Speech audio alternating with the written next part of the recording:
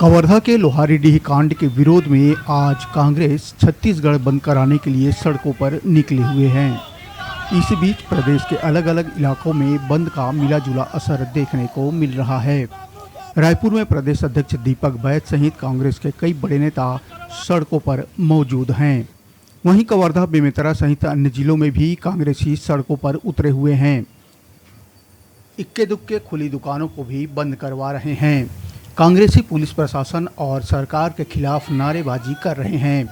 बात करें रायपुर राजधानी की तो शहर की शराफा लाइन से लेकर बस स्टैंड, मेन मार्केट और रायपुर रोड की सभी दुकानें बंद हैं।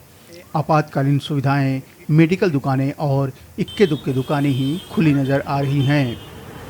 बस्तर में भी बंद का असर देखने को मिल रहा है। यहां पर गांधीवादी तरीके से बंद का आह्वान किया गया है। बस्तर चैम्बर ऑफ कॉमर्स ने बंद का समर्थन किया है। बस्तर में सुबह 9 बजे से दोपहर 3 बजे तक सभी दुकानें बंद रहेंगी। इस बीच सुरक्षा के भी कड़े इंतजाम किए गए हैं।